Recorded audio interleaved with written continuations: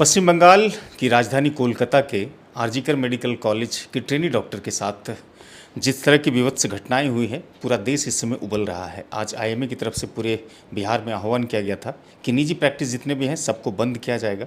हालांकि Jawaharlal Nehru medical college में जो रेजिडेंट डॉक्टर हैं, जो जूनियर डॉक्टर हैं, उनकी भी हड़ताल पिछले 2-3 दिनों से चल रही है। मांग यही है कि जस्टिस मिलना चाहिए। हम सबको मालूम है कि आज से 12 साल पहले निर्भया के साथ जो घटनाएं घटी थी, पूरा हिंदुस्तान जस्टिस के लिए सड़कों पर उतरा था। चूँकि भारत हमेशा से नारियों का देश कहा जाता है और नारी के सम्मान के मामले में सबसे सर्वोच्च देश कहा जाता है, लिहाजा नारियों के साथ इस तरह की घटनाएं हम सबको हिला करके रख दी है। आईएमए से जुड़े हुए डॉक्टर हेमशंकर शर्मा साहब हैं, जो कि शहर के प्रख्यात फिजिशियन हैं, काफ़ी अच्छे वक्ता भी हैं, बहुत अच्छे तरीके से बात रखते हैं। इस घटना पर हम जानने और समझने की कोशिश करेंगे। सर, एक बार 12 साल के बाद फिर से पटना में जिस तरह से डॉक्टर के साथ घटनाएं घटी है, कोलकाता में, माफ़ करिएगा, कोलकाता में जिस तरह से घटनाएं घटी है और घटना के बाद जिस तरह से उसका राजनीतिकरण हो रहा है, आप एक बतौर चिकित्सक होने के नाते इस पूरे घटना को कैसे देखते हैं? क्या है नज़रिया आपका? देखिए, ये घटना बहुत ही दुखद है। इस घटना के आप कहें तो दो पहलू हैं। आपने एक नारी शक्ति की बात की, आपने भारतवर्ष की बात की।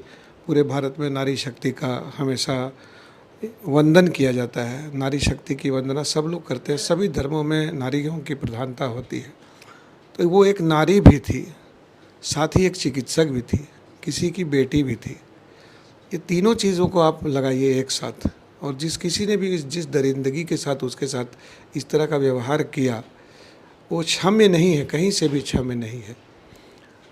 हम लोगों को दुख इसलिए है कि एक तो वो यंग लड़की है और इस तरह की घटना जिस हैवानियत के साथ अमानवीय तरीके से किसी ने की है, उसको जहाँ तक वहाँ की सरकार को चाहिए था, प्रशासन को चाहिए था कि तुरंत ही उसको पकड़ लेना था। जबकि बहुत सारे एविडेंसेस वहाँ पे थे, किसने उसके साथ रात में ड्यूटी की थी, उनको न पकड़ा गया, न उनसे कोई एविडेंस लिया गया। किसी को, एक व्यक्ति को पकड़ा गया कि उनका ब्लूटूथ पाया गया, तो वो ब्लूटूथ छोड़ के चले गए या जो भी वजह रही हो, तो एक को पकड़ा माना। लेकिन ये जो हैवानियत का काम है, एक व्यक्ति के बस का था नहीं। जो हम लोगों ने पोस्टमार्टम रिपोर्ट जो छन के आ रही है मीडिया में, उसकी सत्यता मैं नहीं कह सकता हूँ, लेकिन जो भी आ रही है। पोस्टमार्टम रिपोर्ट पर कोलकाता के जो पुलिस प्रमुख हैं विनय गोयल ने भी कहा है कि ये बातें गलत है। एटॉप्सी रिपोर्ट में जो बातें कही गई कि 151 मिलीग्राम सीमेन वहाँ पर पाया गया और भी एक तरह की जो क्रूरल्टी उसके साथ हुई है, वो सिरे से नकार रही है पुलिस। ये पुलिस का काम पोस्टमार्टम करना थोड़े है। पोस्टमार्टम करना डॉक्टर का काम है। जिस डॉक्टर ने किया है उसमें से एक डॉक्टर उस ग्रुप में से आके सामने बयान दे रहे हैं, उन्होंने किया है और ये घटनाएं थी। बाकी जितने आरजी कार में, वो अकेले डॉक्टर नहीं है।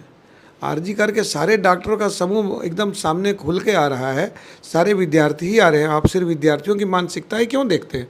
जो सीनियर डॉक्टर्स हैं वो भी तो आ रहे हैं। लेकिन एक और सवाल ये हो जाता है कि एक तो घटनाएं घटी, उसके बाद से फिर पुलिस का बचाव करने का तरीका, इसका मतलब एक सरकार बचाव कर रही है, राजनीति तो कहीं ना कहीं हो रही है इसके साथ। देखिए, मैं राजनीति या राजनीतिकरण की बात मैं नहीं जानता हूँ। मैं एक ही बात जानता हूँ कि ममता दीदी बहुत ही प्रखर और प्रख्यात वहाँ पर की नेता हैं, जिनसे बंगाल चलता है, बंगाल को चलाती हैं, वो जैसे चाहती हैं वैसे चलाती हैं। वो किससे मांग कर रही हैं सड़कों पर घूम घूम कर? स्वास्थ्य मंत्री वो, गृह मंत्री वो, मुख्यमंत्री वो, तो क्या ऐसा है कि एक स्वास्थ्य मंत्री कह रहा है कि इस घटना की जांच करते हुए फांसी दिया जाए? उन्होंने साफ साफ कहा है। किससे मांगा गया? तो गृह मंत्री से मांगे गया। और ये दोनों कौन है? वो स्वयं है। किससे मांग हो रही है? मुख्यमंत्री से मांग हो रही है। वो कौन है? वो स्वयं है। तो भाई, मैं कहूँगा कि मंत्री भी आप, गृह मंत्री भी आप, पूरा मैनेजमेंट एडमिनिस्ट्रेशन का आपके हाथ में, निर्णय लेना आपके हाथ में। तो उसमें ये 7 दिनों की देरी, जब से ही नोटिस आया कि साहब सीबीआई को केस हैंडओवर होगा, तो स्टेटस को में तुरंत उसको घेर देना चाहिए था और उसके बाद सीबीआई को हैंडओवर करना चाहिए था, न कि 5-7 हज़ार की भीड़ वहाँ कहीं से भी आ गई। तो इसका मतलब क्या पुलिस अक्षम है इतनी क्या कि 5-7 हज़ार की भीड़ नहीं रोक सकती है? अच्छा, घटना जहाँ पर घटी है वो आरजीकर मेडिकल कॉलेज की कहते हैं कि 4th फ्लोर पर घटी है और सेमिनार का एरिया था वो। मेडिकल कॉलेज में एडमिनिस्ट्रेशन का, इसका मतलब है कि जो सिक्योरिटी का मानक होना चाहिए तो वो भी पूरा नहीं था। अब सिक्योरिटी के मानक को वो पूरा नहीं कर रहा है और इस तरह की घटना वहाँ पर घट गई है। अब दूसरे जो कॉलेजेस हैं वहाँ पर भी सवाल खड़े हो रहे हैं कि यहाँ भी सिक्योरिटी नहीं है। भागलपुर के विषय में भी जूनियर डॉक्टर्स तमाम ये बातें कह रहे हैं। देखिए, नेशनल मेडिकल काउंसिल जो हमारी है उसने बहुत ही क्लियर कट गाइडलाइंस दिए हैं कि सीसीटीवी से एक एक चप्पा चप्पा कवर्ड होना चाहिए। अब ये कवर करना तो एनएमसी आके दिल्ली से तो नहीं करेगी, करना तो है लोकल अथॉरिटीज़ को। लोकल अथॉरिटी जैसे बिहार के बारे में मैं कहूँगा हमेशा कि जो हमारा स्वास्थ्य विभाग है एकदम क्लियर कट डायरेक्टिव्स है कि आप लगाइए सब जगह, और बहुत तेज़ी से वार फ्रंट पे लगता है यहाँ पर। और हमारे कॉलेज में भी ज़्यादातर जगहों में सीसीटीवी कवर्ड है। चोरियाँ होती है तो पकड़ी जाती हैं, ऐसा नहीं है कि नहीं पकड़ी जाती हैं। अब है कि हर इंच में लगाना थोड़ा सा टाइम लगेगा। जैसे एक नया वार्ड बना है फैब्रिकेटेड वार्ड, उसकी तरफ भी सीसीटीवी का ऑर्डर हो गया, वहाँ भी लग रहा है। हॉस्टल्स की तरफ भी लगेंगे और लगे हुए हैं, तभी तो कुछ चोर पकड़ाए। हॉस्टल में भी, नर्सेस हॉस्टल में भी चोरी भी तो चोर पकड़ाए, तो बिना सीसीटीवी के थोड़े पकड़ाए। जो रफ्तार है जस्टिस दिलाने का और जिस तरह से इसके साथ घटनाक्रम काफ़ी तेज़ी से बदल रहे हैं, बतौर चिकित्सक आपको लगता है कि न्याय मिल पाएगा? देखिए, दो बातें हैं। न्याय जो है सत्य है, सत्य की विजय आज न कल होगी। सत्य मर नहीं सकता है, सत्य को लोग निकालेंगे। और ख़ासकर अगर सीबीआई के हाथ में मैटर चला गया है तो सीबीआई वाले कहीं न कहीं से कुछ तो खोज के निकाल ही लेंगे। आप कितना भी नष्ट करिए, कितना भी दौड़ाइए, कितना भी तोड़िए, वैंडलिज्म कराइए, या आप नहीं प्रोटेक्ट कर सके उसको, तो मेरा इसमें कुछ कहना नहीं है। मैं चाहूँगा और मैं प्रार्थना करूँगा प्रभु से कि ये न्याय मिले उसको, कि जीते जी तो नहीं मिला, कम से कम इसके बाद भी न्याय मिले। और आप देखेंगे कि पूरे देश में एक उबाल आ गया है चिकित्सकों पे। जो एक्ट होते हैं चिकित्सकों के प्रोटेक्शन के लिए एक्ट है, वो एक्ट भी अभी तक बट्टे खाते में पड़ा हुआ था, सेंट्रल गवर्नमेंट के पास भी लागू नहीं हुआ था। लेकिन अभी आज मैंने नोटिस देखा है वहाँ से गवर्नमेंट का, यूनियन मिनिस्ट्री से, कि संभवतः वो जल्द से जल्द लागू हो जाएगा। लेकिन हो जाएगा और हो गया है में अंतर है, और उसका इम्प्लीमेंटेशन कितना होगा मैं नहीं जानता हूँ। जहाँ तक रेपकांड का सवाल है, निर्भया रेपकांड का बहुत ज़बरदस्त बातें हुई, लंबी लंबी, लेकिन कितने लोगों ने इस पर चर्चाएँ की, कितने लोगों ने चर्चाएँ की? क्या वहाँ बंगाल के जो बड़े बड़े लोग हैं, मंत्री हैं, सब महिलाएं नहीं हैं क्या? क्या देश में महिलाएं नहीं हैं क्या? तो कुछ एक चंद महिलाएं ही बातें बोलती हैं, और बड़े लोगों से जहाँ उम्मीद की जाती है कि वो लोग भी खुलकर कुछ बोलें, वो लोग नहीं बोलते हैं। दीदी औरत हैं, ममता दीदी भी औरत हैं, औरत की बात समझती हैं। उनसे बहुत ज़्यादा उम्मीद हम लोगों को है कि दीदी ये घर की बच्ची है, आप देखो आप क्या कर सकती हो इसके लिए, और आपको करना चाहिए, आपको करना चाहिए। हित का अगर कोई दूसरा हित इसमें किसी का भी आता हो, उसको छोड़कर देश हित की बात करो, नारी हित की बात करो, समाज के सरोकार की बात करो। ये बहुत ही अजीब लगता है। हम लोग रात में सो नहीं पाते हैं इसको सोचकर और सुनकर और समझकर। और जिस हिसाब से तस्वीरें देखी, बहुत ही दर्दनाक ये बयान करता है। ये निर्भया से भी गया गुजरा कांड। पश्चिम बंगाल से इस तरह की घटनाएं आई तो समाज को किस तरह का मैसेज आपकी तरफ से जाएगा? क्योंकि समाज को भी सहयोग बहुत ज़्यादा करना होगा, तभी बदलाव आ सकता है। भारत काफ़ी तेज़ी से प्रगति कर रहा है। मोदी जी भी कहते हैं कि भारत इस समय वैश्विक पटल पर सबकी आशा और अभिलाषा का एक बड़ा उम्मीद है। देखिए, मैं इस चर्चा पर नहीं जाना चाहूँगा कि मोदी जी क्या कहते हैं और क्या कर रहे हैं। मैं सीधी सी बात करूँगा कि जिस चिकित्सकों पे उन्होंने कोविड के समय में बहुत ही मदद की, फूल बरसाए, तो आज उनके शव यात्रा पे फूल क्यों बरस रहे हैं? आज इस तरह की निरीह जो उनके प्राण पखेरु उड़ाए जा रहे हैं, ये क्यों हो रहा है? क्यों नहीं साथ होता है हम लोगों का? क्यों नहीं जनता हमारा साथ देती है?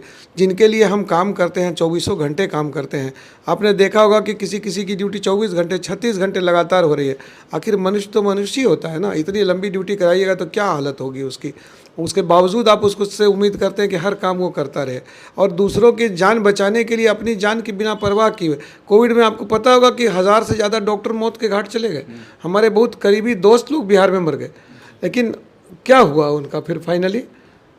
हम लोग तो जान दे दिए उसमें। हम लोग भाग भी सकते थे, लेकिन कोई नहीं भागा, किसी दिन कोई नहीं हटा। हम लोगों के यहाँ जो मौत का आंकड़ा था हिंदुस्तान का, बहुत ही हम लोगों ने जान बचाया, बहुत ज़्यादा लोगों की जान बचाई। लेकिन इसके विपरीत देखिए अभी क्या परिस्थिति है। कितने सामाजिक संस्थाओं ने सामने आकर हमारा साथ दिया है। आप देख रहे हैं बहुत सारे हंगामे चल रहे हैं। चिकित्सक हैं सड़कों पे, हमारे स्टूडेंट्स छात्र सड़कों पे हैं, पैरामेडिकल सड़कों पे हैं। तो लेकिन कितने, आप मुझे बताएं कि कौन से ऑर्गेनाइजेशन, आपने शुरू में कहा राजनीतिकरण रहा है, मैं पूछता हूँ कि कौन से राजनीतिक दल इसमें सामने आ रहे हैं और साथ खड़े हो रहे हैं, कह रहे हैं कि गलत है, ये है। ये एक क्षणिक इसको दिखाने के लिए कुछ लोग चंद सड़कों पे घूम गए तो ये बातें हो गई। हम लोग कब तक इस तरह से कैंडल जलाते रहेंगे? ये कैंडल जला के अपना घर हम लोग जला रहे हैं, अपने आप को जला रहे हैं। चिकित्सकों वो को जो स्थान मिलना चाहिए वो नहीं मिलता है, नहीं मिल रहा है। इसीलिए एक बार पलायन भी यहाँ से हुआ, बाहर गए लोग, बाहर भाग गए। आप देखेंगे चिकित्सकों की बाहर में यहाँ से बहुत ज़्यादा इज्जत है। तो आखिर आदमी दो काम के लिए, पैसे के लिए सिर्फ चिकित्सक नहीं जीता है। चिकित्सक अपनी जान की बिना परवाह किए हुए काम करता है, दिन रात लग कर काम करता है। आप इसको थोड़ी सहानुभूति में भी देखिए और सिर्फ ऐसे मत बात करिए कि ये कुछ गड़बड़ बातें हो रही है। इसमें मैं हमेशा कहूँगा कि समाज को भी साथ आना चाहिए। ये एक जन क्रांति है, ये एक जन क्रांति है। ये किसी भी घर की बेटी के साथ हो सकता है और हो रहा है। शर्म की बात ये होती है हम लोगों के लिए कि हम लोग बार बार बात करते हैं नहीं हो नहीं हो, लेकिन कानून इतने ही अजीब अजीब हैं हमारे यहाँ की, उसमें तो डिसीजन आते आते सालों साल लग जाता है। कुछ डिसीजन में तो अजीब बातें होती है कि अगर मृत्युदंड भी नीचे लोअर कोर्ट देता है तो ऊपर वाले कोर्ट से उसको पलट दिया जाता है टोटली। और यही जो अभी बंगाल के महान हैं लोग, उसमें उनकी धारणाएं भी मैंने देखी। अभी भी मैंने पढ़ा तुरंत हाई कोर्ट में क्या जजमेंट्स होने वाले हैं या है। अगर कलकत्ता हाई कोर्ट नहीं बीच में इंटरफियर करता तो शायद कुछ भी नहीं होता इसमें। ये उम्मीद नहीं जगती। उम्मीद नहीं जगी है, उम्मीद जगाई है कोर्ट ने। कोर्ट पर ही विश्वास है हम लोगों का। शुक्रिया, बातचीत रखने के लिए बहुत बहुत शुक्रिया आपका। Thank you.